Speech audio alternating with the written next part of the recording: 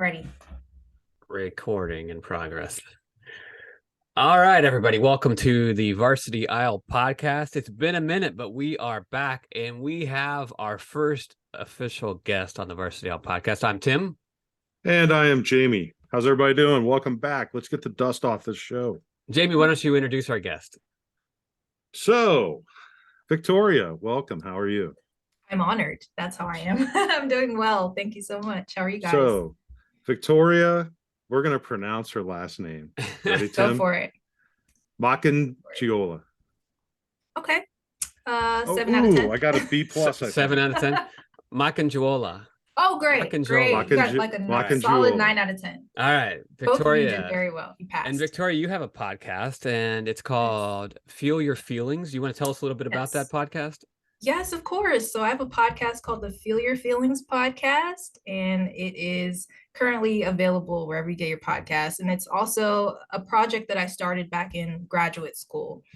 In 2021, I graduated from George Washington, and it was originally my capstone project. And basically what it is just to design, it's designed to bridge the gap between mental health and my generation, Gen Z. And I'm 25, so yes, I still consider myself to be Gen Z. And we're going to talk a little bit about the mental health component here in a second, but let's start with like an icebreaker, just to kind of get the conversation going. So you say you're Gen Z. Yeah. Jamie and I are hardcore Gen Xers, and we thought it would be neat to kind of discuss some of the differences between Gen Z and Gen X. But here's a question for you. When you're 10 years old, go back in time, revisit the place when you're 10 years old. It's a Saturday morning. What are you doing? What's going on in your life on a Saturday morning? 10-year-old Victoria, Gen Z. At 10? Yeah. At 10, I was like in 5th grade. And on a Saturday, I would most likely be watching cartoons on TV. Great question. Yes. Okay. Great question. Right. Great answer. Yes, great question. Tim, you and I would have said the same thing. Yeah. So, hey, we have something in common. That's I like that we're starting off with some commonality here. So what would you be watching? Can you remember like the cartoons that were on when you were 10 years old? It depends. Like, I think maybe like Disney Channel or maybe something on like, they used to have this thing on like Disney where they would play reruns. It would be like That's So Raven or The Proud Family. Just Saturday morning cartoons. Yeah. Jamie, what would you be doing? Well, I have one more question for her because we can answer this too. Because I'd love to hear your answers too. Before you sit down to watch those Saturday morning shows, you're going to go to the kitchen and you're going to get a bowl of cereal. Right. What bowl of cereal are you having? Wow. Ooh, you're hitting me with the visuals. Yeah. Okay, so I'm a cereal person and I would most likely get the cereal. My parents are my dad specifically is like a cereal guy, and he eats honey bunches of oats. Oh yeah. So the almond one, right? I was just gonna say with or without almonds. Yeah, it would most likely gotta have almonds. It would most likely be like a boring one, like honey bunches of oats. Nothing too like crazy. Nothing too sugary. Yeah, nothing too sugary. Like my mom and dad weren't about that. They're like, you're gonna eat the cereal that we buy. So right. Jamie, what about you? Yeah, we were not smart enough back then to choose the ones with the lower sugar. Right. Yeah, I was going peanut butter Captain Crunch. Ooh, which is gonna fancy. Tear the roof on your mouth. Probably that one, Cookie Crisp, and Cookie Crisp, man. That was like for me, that was like high-end breakfast. And it was like actual cookies. Like, yeah, it's like cookies. How is this breakfast? They still have those. I know. And I haven't even tried them. Yeah. I never had those for breakfast. It was always like the kind of thing I wanted when I was walking with my mom through the grocery store, but she would never let us get it. For me, there was a pocket of time in my childhood where we were in the generic cereal world, and I hated it. And I always liked Honeycomb or Lucky Charms, but like generic Lucky Charms just didn't hit the same, So yeah, right. Do you even remember the name? Name brand. They have. Oh man, yeah. What was it called? I don't know. A quick Google search would probably tell me, but it was always some knockoff name, and it came in a bag. It wasn't even in a box. But I was always I liked the Lucky Charms and or Honeycomb, or if I was really desperate, Corn Checks. But cool. didn't want to have to hit that too much. Cool. Cartoons. Go ahead. there was one cereal, while we're still on the cereal subject. Sure, why not? They don't sell it anymore, but it was the Cinnabon cereal, like the Okay. Cinnabon brand. And for Yeah. some reason, they don't sell it anymore. And Cinnamon Toast Crunch has a version of it, but it doesn't Yeah. hit the same. It's not, it doesn't taste the Not same. the I've same. tried it. It doesn't. It's not. You know, if we weren't careful, we could probably spend the next 25-30 minutes just talking about cereal. Literally. Let's be honest. And Jamie and I have had those kinds of Yeah. conversations in the past. Jamie, what would you be watching? I assume you'd be watching cartoons. Back, you know, but back in our day, it was on USA Network. They had the Saturday morning Cartoon Express. Yeah, cartoons. And it would start at like what, 8 o'clock in the morning and yeah, run till like 11 or something like that, and would just go through each half hour right show. And yeah, I remember sometimes you'd be watching that and like, yep, I don't want to go to a CCD class at church. I just want to stay home. I remember it had like the train that would kind of come in on that was like their bumper, like the little commercial for the Saturday morning Cartoon Express. It was like a cartoon train on USA. Yep. For me, it was Muppet Babies. Garfield had a cartoon. Do you remember Alvin and the Chipmunks had a cartoon? And I just saw somebody posted it on Facebook, and then that song was running through my head the whole day. The theme song for the Alvin and the Chipmunks. And then, of course, there was Smurfs. Do you even know what Smurfs are, Victoria? Yes. Okay. The blue people, of course. Yeah. Of course. Here's another quick random Smurfs story. It was a couple months ago. I don't know where I found it. It was on one of the streaming services, but I found the Smurfs, but it was in Spanish. And so I kind of just put it on in the background before I went to work, or on the TV. And then I left for work. I left the TV on because I knew my daughter would be leaving for school after I was.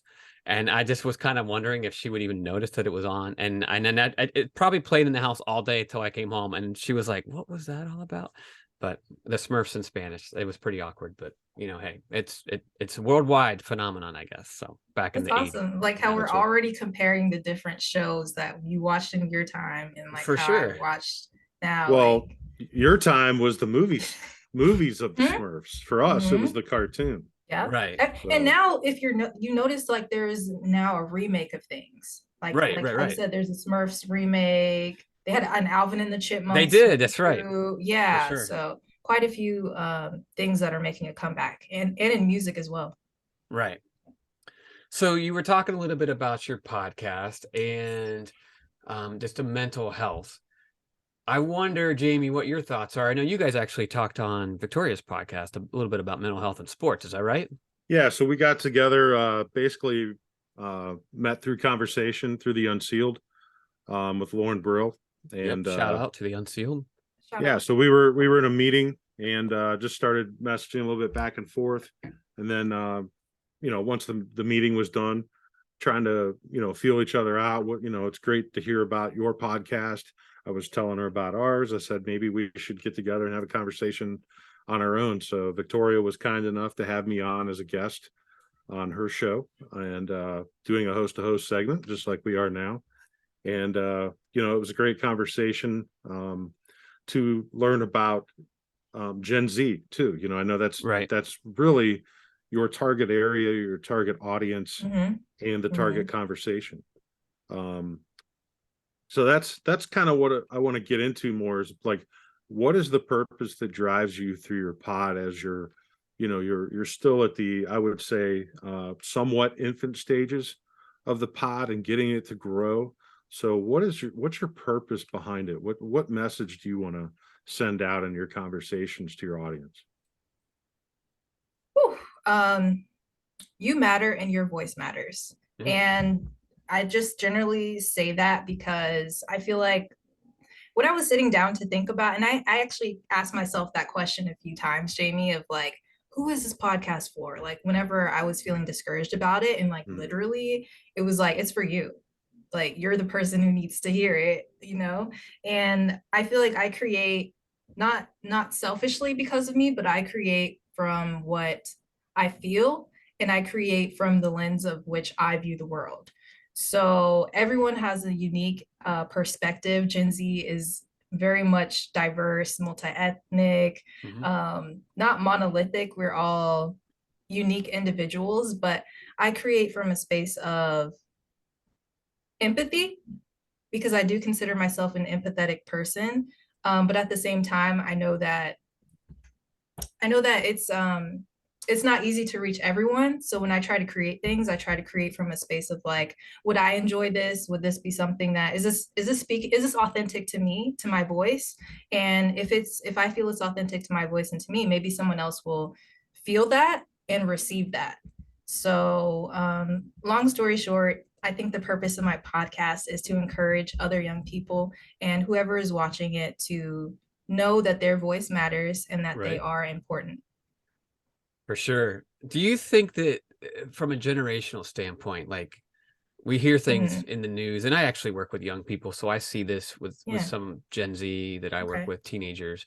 But why do you think that Gen Z seems to be wrestling more with mental health than other generations?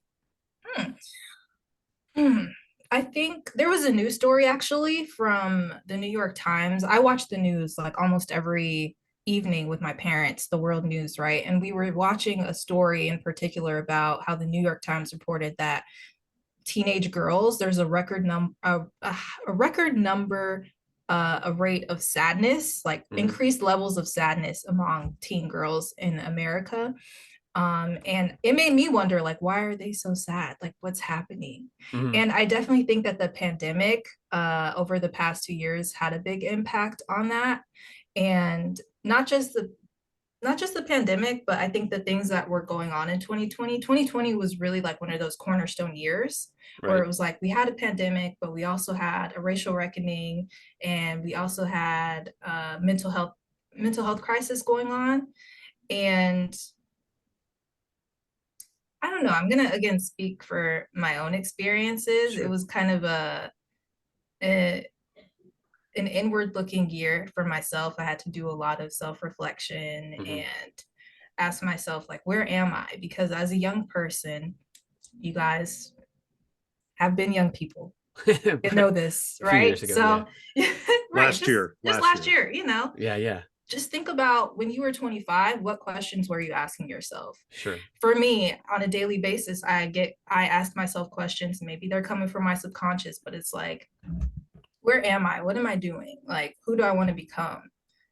Am I doing this for me? Am I doing this because I want to impress someone? Like, there's so many questions that get caught up in my daily mindset and the daily grind of today. Right. So when I think of teenage girls being sad, who knows what's going through their minds? They're going through high school, they're going through changes physically, emotionally, mentally. So there's a lot of things going on that people don't necessarily talk about, that they keep private. And I think that can lead to a lot of mental instability, especially if you're scared to talk about what you're going through.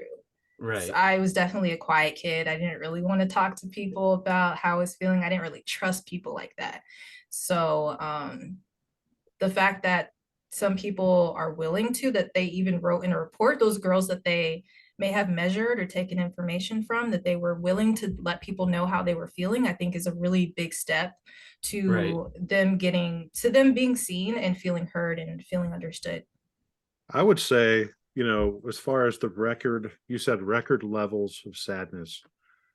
Tim, if we were to look back at our generation, and I would be curious to know whether or not it's just that it's more, and it's more open to talk about mental health now than it was back then. For sure. So I'm just wondering, is the world really changed that much as far as the level of sadness? Or is it just the willing people being willing to openly talking about what's going on in their head in general? Right. I've I thought about this. It's Like, hard to compare the two because you just don't know unless we run a poll. well, Mhm. okay, so let's rewind a little bit. Like, if we would think generationally, and like to our audience, we're not experts. We're just sharing from our perspective. So I would encourage all of you to dig deep and to find resources that can help. And if we have any resources at the end, we can share it and put it in the show notes. But if we think about like generations, like think of like that post World War II generation, they're coming back from war. They've seen unspeakable things. you think of our like grandparents, maybe Victoria, your great grandparents, and I'm generalizing here, but like my grandparents didn't talk about stuff like this. Like it was like you just didn't talk about your feelings. And then they had kids who were the baby boomer generation, and they didn't talk about it either. And I don't know if it's just slowly we're getting more comfortable talking about what's going on inside of our head. And of course, Gen Z, millennials, even now Gen Xers, we have more outlets to kind of share what's going on in our head. Yeah, there's like a general acceptance now. Like it's kind of status quo. Like it's kind of. Do you think that's a good thing? Do you guys think that's a good thing, that it's generally accepted to talk about stuff like this? Oh, absolutely. It's therapeutic. I feel like if it's in a healthy environment, because there are people out there that take advantage of the situation. If you're talking about something that makes you feel, that brings up trauma or makes you emotionally vulnerable, there are people out there that will take advantage of that and try to twist your words against you, and kind of try to make you out to manipulate you or make you out to be something that you're not. So I think there's a fine line between, oh, everyone's talking about mental health, so let me just put all my trauma out there on the internet. Like, what's the intention behind it? Yeah, there are definitely people out there that are motivated to listen, but not use your information for your best interest, for sure. Right. Now, you mentioned these questions, Victoria, that you are contemplating at age 25. And I just want to tell you that those are the same questions I'm contemplating at age 49. So I don't know that I was thinking about them at age 25. I probably was. But Jamie, you tell me if you agree with this. If I was thinking about those questions at 25, I wasn't talking about them. I don't know about you, Jamie, but I probably wasn't going to talk about some of those kinds of things now. So I am happy that, these younger generations feel more open and willing to talk and hopefully in the right environment. But I don't know. What do you think, James? I think that it's important to get that out of your mind. The more negativity you keep inside your head, I don't think there's any benefit whatsoever from that. You have to have some kind of healthy outlet for sure to do it, whether it's through conversation, whether it's through burning out through exercise because you're going to go hit the treadmill or the track or the weight room. But to me, it's just, anything negative, the more you hold on to it, the heavier it gets. Well, let's talk practical then. What are some ways that any of us on this call, how do we get it out? What are some things that we do to help get it out so things don't bottle up, the negativity, the thoughts that we don't know how to process? Is there any practical steps that any of us could offer to our listeners? Yeah. Sure. Go for it, Victoria. Let's hear your perspective. So I will admit I'm a work in progress, and I have my own method of purging, so to speak, those thoughts that get heavy, or when I feel weighted. Sometimes I like to listen to music. I have a whole Spotify playlist. I love music. I love listening to my favorite artists that just kind of get me in a chill zone. I'm not gonna lie, I like watching TV. Like, I'm gonna watch my shows on Netflix. Sometimes I feel like you have to do nothing. Like, and for me, doing nothing means like sitting on the couch, watching TV with like a bowl of chips and just doing nothing. What kind of chips? Because we like snacks. Yeah, we've had lengthy food conversations. We like to talk about food and sports. Oh, really? Okay, I like Ruffles. Yeah, I like Ruffles. Just the cheesy. They don't even have to be. They don't even have sour to be cream and cheddar. They really don't even have to be name brand. Like. Oh, okay. Just like a ruffled potato chip. If they're like a cheddar cheese, I really love a good cheddar cheese chip, like a Doritos, Cheetos, a Ruffles. And it's got to have that ripple effect. Yes. Yeah. Right. I feel like plain flat and it's got to have some.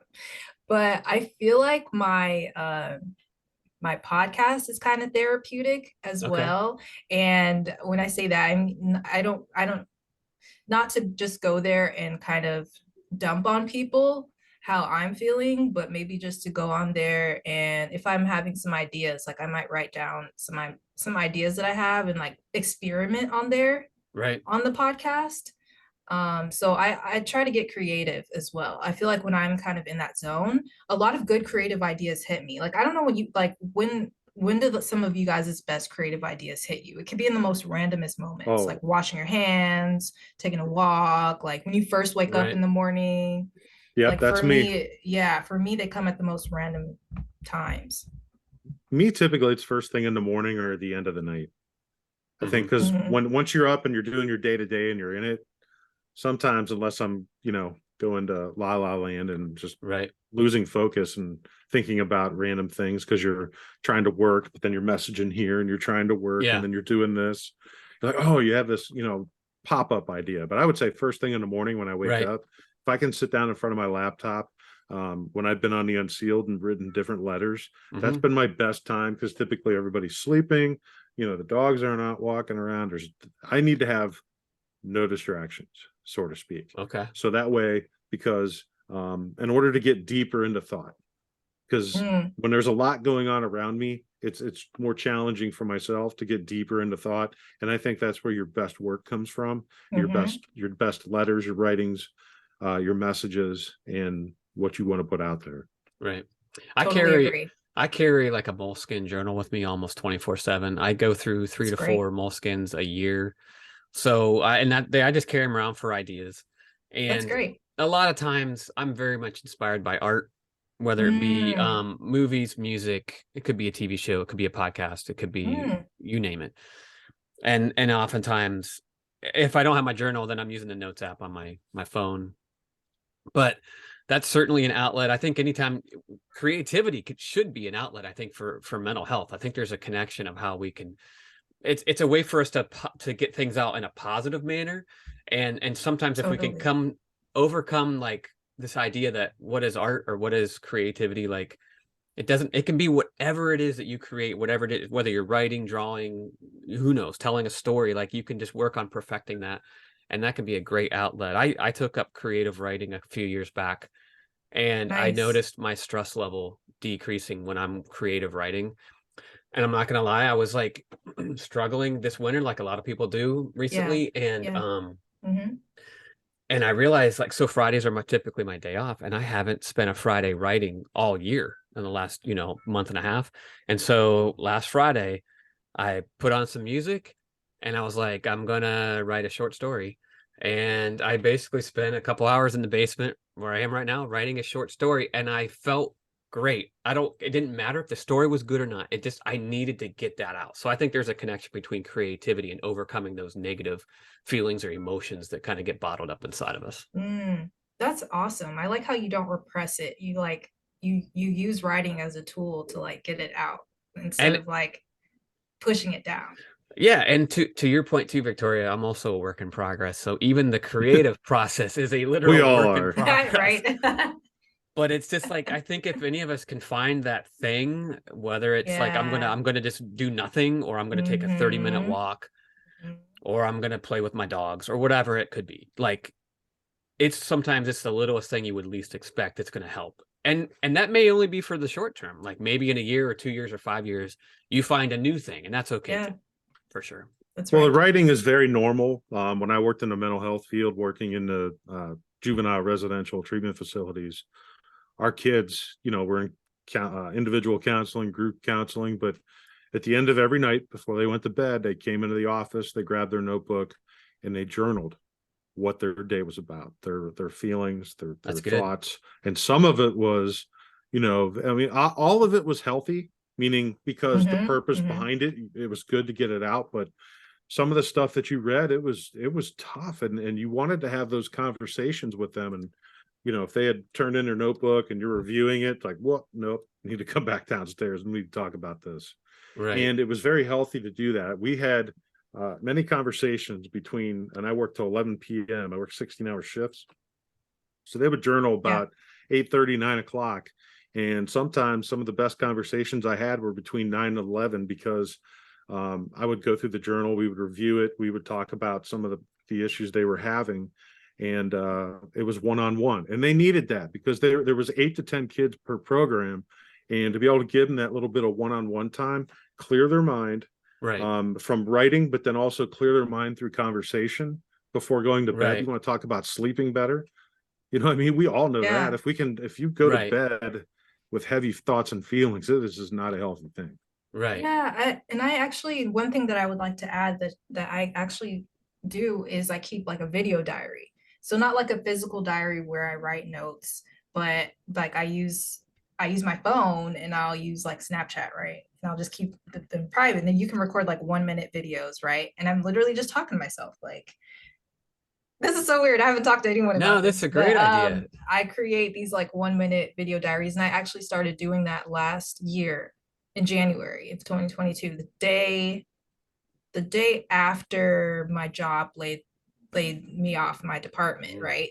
I started doing that, and it just kind of became this recurring thing. And I was recently scrolling through it, and I was like, I've done so many of these. So sometimes I'll look back just to see my progress, to be like, oh, what was I thinking on October 1st, 2022, randomly. It's not an everyday thing, but I would look back to see like, huh, what was I thinking then? And just to see that progression to now. Does it have Wow. notifications? Does it give Yeah. you like, like, oh, a month from this date it'll pop up, or a year Yeah, from, how Facebook does that? yeah. On Snapchat, it does that. It'll give you like Oh, yeah, yeah, a yeah. year in review flashback, like Okay. on Okay, today, so 2 years ago, or today, last year. that could be really interesting in the future. But I got a question for you when you're scrolling back through. I wonder Mhm. if in time you will notice that you look different. You know what I'm saying? Like we all kind of Yeah, get like, heck because yeah. when we're in our moments of stress or anxiety, or we're just kind of like, have the blahs or whatever. Yeah, thanks, Jamie. Um, I just wonder, I don't know, like that's a great idea. I've never thought about that, but Heck you yeah. might actually see like physically, like, wow, look at myself then. I must have been really going through something. Heck yeah, Tim. I, I Let me yeah, I'll tell you, bet. I would get real raw and real ugly on those. Okay. It would just be me in my bonnet. It would be me sometimes crying. Okay. It's very cringy, but my hair would be different. I've been through several hairstyles since last year. Oh my gosh. But it's me, right? And like all my Right. different forms. And it's kind of like if I was writing these things down, it's like it's I feel like writing versus actually talking is different. And I For feel sure. like maybe there's a science to this where writing comes from us when you're writing your thoughts versus when you're speaking them, and if that Hmm. comes from different parts of your brain. But I feel like when I'm speaking them out, it makes them even more real because they're just coming from pure thought, pure consciousness. I'm not thinking of, maybe someone's going to read this in the Right. Well, when future, you're maybe I should. saying it, But when you're you're saying saying something that it, it there's a makes it real. vulnerability. Like the Exactly. so let's talk a little bit about the vulnerability. And then I want to circle back to you. You started this talking about empathy, but what role does vulnerability play in our mental health? Hmm. That's a big question that I'm still searching for the answer. And I think a lot of people are as well. I was actually listening to something today that was talking about how vulnerability is not a weakness, it's a strength. And like one of the revelations that I've kind of come into in myself was that I would see it as a weakness. I would Hmm. see I would see vulnerability as being a weakness, and I'm realizing now that it's actually a strength, because in the past I feel like it would be a weakness. People would make fun of me like, oh, you're soft, oh, you're, I don't know, it was kind of like this mindset that I was in, that I wasn't, people don't have to know how I'm feeling, it's not their business, right? Sure. And to an extent that's something that I'm still working through as well, like how much of myself do I want to share. I'm very much an old soul. My parents are very old school, and I have to go through their opinion as well if I'm putting something out on the Hmm. internet, and like what if they don't Mhm. approve of it. So it's those things that I'm still working on. But to answer your that fantastic question, I think vulnerability Right. is an essential aspect of our mental health. And I think to kind of cut through to connect with another person on an emotional level, you definitely have to have an aspect of vulnerability. What we're doing now is I want to say vulnerability on my podcast, getting people to talk to me about how they're feeling. It's kind of like Yeah. I feel Right. honored. I feel honored that people actually want to talk to me Right. about how they're feeling, It because is. It's they don't great. have to. Yeah, it's a respect level. It's a trust level. because you really have to trust that person that you're talking Right. to. As far as to me being vulnerable, it depends if you're thinking about career wise, if you're trying to become a defense lawyer, probably not the best idea, right? Right, right, But if you want to be a therapist, then it's going to benefit you. right. Yeah, Because there's going to be some discernment. you're going to connect with your clientele Mm-hmm. if you share a little bit of Mm-hmm. maybe your background, because Yeah. then it's like I don't feel alone now because somebody else is kind of Right. going through things Yeah. or has went through things, and they may have some answers that's helped them Right. in their life that's going to be able to help me. And that's really what it's all about, is passing that down. Yeah, Yeah. for me, I think it's part of vulnerability is like I just want to be understood. Like I feel like honestly, like I go through life a lot and like, do people really understand me? Am I communicating whatever is in here? Like I have a hard time sometimes communicating what's in my head, what I'm feeling, what I'm experiencing, what I'm thinking. But I want other people to experience it because I want to connect with them on a meaningful level. But part of that vulnerability, I think we're going to circle back to empathy, because I think empathy is connected to our vulnerability. And if you guys have heard of Brené Brown, she's written books. I think Yes. she's a therapist. She's done podcasts and Yes. TED Talks. From Texas. Oh, is she? Hey, Yeah, yeah. Brene. Hey, She Brene. says this about empathy. She said empathy is a skill that can bring people together and make people Yeah. feel included, while sympathy creates an uneven, powerful power dynamic and can lead to more isolation and disconnection. And I think what she has a TED Talk video, and I'll put it in the show notes, where it's like animated, and you see like somebody is like trapped in a hole, and like sympathy is coming to the hole from up on the ground and saying, I'm sorry you're in a hole. Mm. Whereas empathy is like climbing down into the hole with them and bringing them out. Ooh, And I may not yes. have that 100% totally Yeah. accurate, but we'll post the video and her TED Talk and you can watch it. But there's just something about like going through something with somebody else, and sometimes just walking beside them, helping them out of the hole. It doesn't mean that we even have to say anything. Sometimes it's just being present. But even that is a form of vulnerability, like just to be present and to know when to maybe shut up and not say anything, and just kind That's of right. just because I think as humans we always want to feel like we have to say the right thing to help somebody, Yeah. Yeah. And oftentimes we say the wrong thing and it might actually cause some harm. So sometimes just be there for other people. I think that's empathy. That's so Everybody true. needs somebody. That's so Right. true. Not everyone is the type of person that's like extrovert. I'm an introvert, but that's gonna be like, this is what I'm feeling. This is how I'm Right. expressing myself to the world. Some people don't relate to, and some people don't relate to that. So it's like you Right. have to find your own way of like, how can I be vulnerable without looking crazy? Like, how I do I be know. vulnerable in a way that's like authentic to me? So for me, Brene Brown is amazing, but I don't want the responsibility of stepping into her shoes and trying to be like her, because I could never. Brene Right. is a queen and she's in her own awesome lane. For Right. Victoria may not be that type of person. I may just be the person like, I can listen to you. I'm a great listener. And I really am a great listener. So I may not be able to give you the therapy and the advice that you need, but I can listen to those problems and keep them in a safe space, and maybe take some of those and hand them back to you in a way that feels right for you. But I feel like that's maybe where my power is, not necessarily in telling you how you should do what you Right. do or how you should live your life, but I can be there for you as a support. um yeah. Well, we only have a few minutes left in our I podcast. So know, I Victoria, man, know. this has been great. We really appreciate you being Mhm. on here. I have one final question for the three of us, and maybe Victoria, we could do this again sometime. But I want Awesome, to I ask would us love to. this one. Thank you so much. When it comes to our own mental health, no matter what our age is, are there any people in our lives that just inspire us to kind of keep on keeping on? It could be someone, a personal we know, a celebrity, a athlete, I don't care. But who inspires you? Who inspires me? Who inspires you, Jamie, to keep on keeping on when times are rough? I I want you guys to go first. I'm All still right. thinking. Well, I mean, to me, it can be somebody that you've known for a while.